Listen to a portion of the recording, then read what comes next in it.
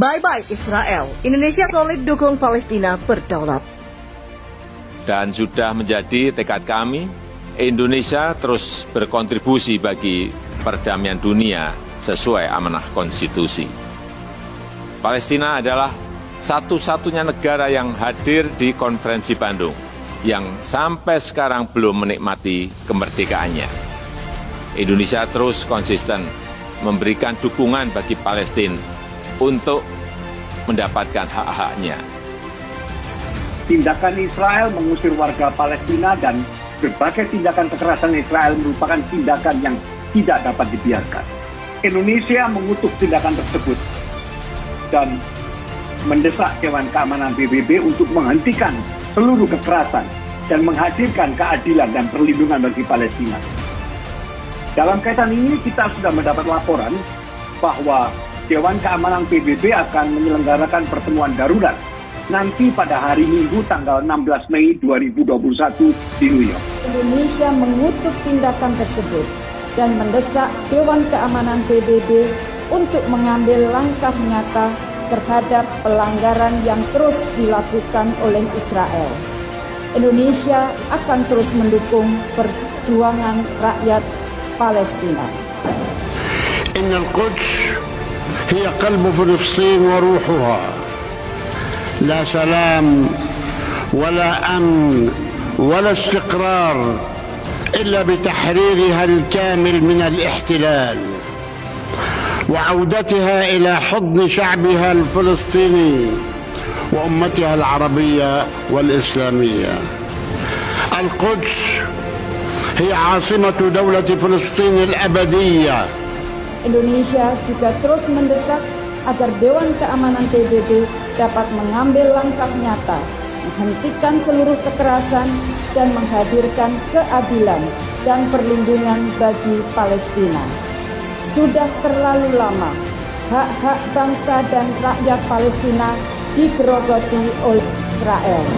Indonesia akan terus bersama rakyat dan bangsa Palestina dalam memperjuangkan hak-haknya. Bye-bye Israel, Indonesia solid dukung Palestina berdaulat. Isu mengenai Indonesia yang akan membuka hubungan diplomatik dengan Israel sepertinya hanya menjadi isapan jempol saja. Pasalnya Indonesia menyatakan kekokohannya untuk mendukung Palestina yang saat wilayahnya dikuasai oleh Israel. Pernyataan ini disampaikan oleh Menteri Luar Negeri atau Menlo Indonesia Retno Marsudi dalam lawatannya ke Palestina pada Rabu kemarin menemui Menlo Palestina Riyad Al-Maliki. Dalam lawatannya itu Retno menyebut Indonesia akan selalu solid berada di kubu Palestina. Posisi prinsip Indonesia dalam perjuangan Palestina tetap solid dan tidak berubah, kata Retno. Dan dukungan Indonesia terhadap penderitaan Palestina akan selalu didasarkan pada resolusi Dewan Keamanan PBB dan parameter yang disepakati secara internasional termasuk solusi dua negara. Selain itu, Menteri Luar Negeri Retno juga menyampaikan bahwa Indonesia akan terus berkomitmen untuk menciptakan perdamaian di kawasan itu. Indonesia akan memberikan beberapa bantuan kepada Palestina, seperti mengirimkan pengamat independen yang akan mengawasi pemilu di negara itu, serta dukungan dana sebesar 2,3 juta US dollar atau setara dengan 28,4 miliar rupiah untuk membantu rakyat Palestina yang menderita akibat penjajahan Israel. Dukungan ini disampaikan dengan senang hati oleh Menlu Palestina. Ia menyebut bahwa Indonesia punya andil yang besar kepada perjuangan Palestina, terutama saat Indonesia menjabat sebagai anggota Dewan Keamanan PBB. Ketika Indonesia sedang memantau anggota Dewan Keamanan, Indonesia telah tampil luar biasa dan saya ingat Menteri Luar Negeri Retno menelpon saya dan memberitahu saya bagaimana kita harus menggunakan hari-hari kita di Dewan Keamanan untuk melayani kepentingan rakyat Palestina dan sikap Palestina, ungkapnya. Sebelumnya, Indonesia sempat diisukan akan membuka hubungan diplomatik dengan Israel seperti negara-negara Islam lainnya, layaknya Uni Emirat Arab, Bahrain, dan juga Sudan. Hal ini disebutkan akan dimediasi oleh Amerika Serikat. Bahkan Washington siap untuk memberikan hibah sebesar 14 triliun kepada Indonesia bila ingin membuka kedutaannya di Tel Aviv. Bahas Palestina, Putin dan Erdogan kasih pelajaran kepada Israel. Presiden Rusia Vladimir Putin dan Presiden Turki Tayyip Erdogan melakukan panggilan telepon untuk membahas ketegangan yang terjadi antara Palestina dan Israel. Dan dilansir dari Reuters, pihak kepresidenan Turki menyampaikan komunikasi antara kedua kepala negara ini dilakukan sejalan dengan langkah Turki untuk mengupayakan tindakan internasional terhadap Israel. Erdogan mengatakan kepada Putin bahwa komunitas internasional perlu mengajarkan pelajaran pencegahan kepada Israel. Selain itu, juga tengah berupaya untuk memobilisasi reaksi ini. Erdogan juga menyerukan agar dikirimkannya penjaga perdamaian internasional ke wilayah tersebut untuk membantu melindungi Palestina. Bahkan hal ini sudah disampaikan Turki sejak tahun 2018 lalu. Untuk diketahui, Israel melakukan rentetan serangan udara yang diarahkan kepada Tel Aviv ke wilayah Palestina yang terjadi pasca penyerbuan Tel Aviv ke Masjid Al-Aqsa. Dan hingga saat ini korban tewas akibat serangan udara Israel di Gaza telah bertambah menjadi 49 orang.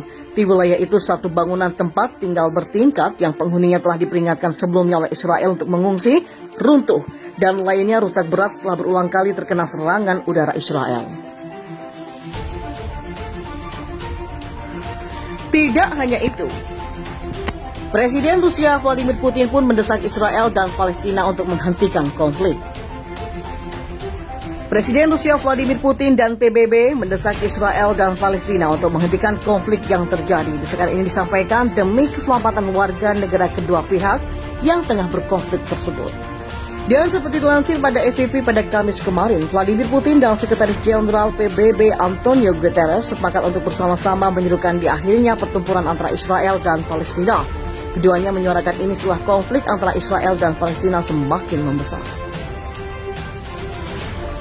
Mengingat eskalasi konflik Palestina-Israel, disebutkan bahwa tugas utama adalah menghentikan tindakan kekerasan di kedua sisi dan memastikan keselamatan penduduk sipil, kata pihak Istana Kremlin dalam keterangannya. Berdasarkan sumber Istana Kremlin, kedua pemimpin itu juga menyerukan dibicarakannya solusi untuk kedua negara tersebut. Hal ini dilakukan demi terciptanya perdamaian di Israel dan Palestina. Guterres bahkan mengatakan PBB sepenuhnya siap untuk melanjutkan pekerjaan kuartet dan memfasilitasi dialog antara pihak Israel dan Palestina. Dan untuk diketahui, konflik antara Israel dan Palestina semakin berkembang pada akhir-akhir ini, buntut dari adanya bentrokan yang melukai ratusan orang di Masjid Al-Aqsa, Yerusalem. Kementerian Kesehatan Gaza memastikan hingga kini konflik tersebut telah memakan 84 korban jiwa dari warga Palestina dengan 17 diantaranya merupakan anak-anak. Dan tak hanya Palestina, pihak Israel pun juga kehilangan 6 warganya akibat konflik tersebut dan seorang warga India juga dipastikan telah tewas. Hamas mengklaim itu akibat serangan rentetan roket ke sejumlah wilayah di Israel yang dilakukan pihaknya pada beberapa waktu yang lalu. Neraka jalur Gaza saling balas serangan roket Israel-Palestina. Konflik antara Israel dan Palestina semakin memanas setelah sebelumnya Israel melakukan serangan keji dan kali kedua ini dibalas oleh Palestina. Palestina pada Kamis kemarin melakukan serangan roket yang lebih banyak ke Israel dan juga mengerahkan pasukan serta tank di perbatasan. Perdana Menteri Israel Benjamin Netanyahu mengatakan saling serang kedua negara yang sedang memanas selama 4 hari ini belum terlihat tanda-tanda akan mereda. Ini akan memakan waktu yang lebih lama. Ujarnya dikutip dari Reuters pada Jumat hari ini. Presiden Israel pun sudah memberikan peringatan akan bahaya perang saudara setelah pertempuran pecah beberapa hari ini. Dan pada hari sebelumnya, Israel melakukan serangan udara terhadap Palestina di Gaza. Serangan roket ini memakan sejumlah korban. Kementerian Kesehatan Palestina mengatakan korban meninggal ada 87 orang, termasuk 18 anak-anak dan 8 wanita. Sementara itu, korban luka-luka mencapai 530 orang. Tensi sudah naik sejak pengadilan Israel memerintahkan penggusuran keluarga Palestina dari lingkungan Sheikh Jarrah di Yerusalem Timur. Dan sebagai informasi, Israel menduduki Yerusalem Timur selama Perang Arab-Israel di tahun 67 dan mencaplok seluruh kota pada tahun 1980, dan ini adalah satu tindakan yang tak pernah diakui oleh komunitas internasional.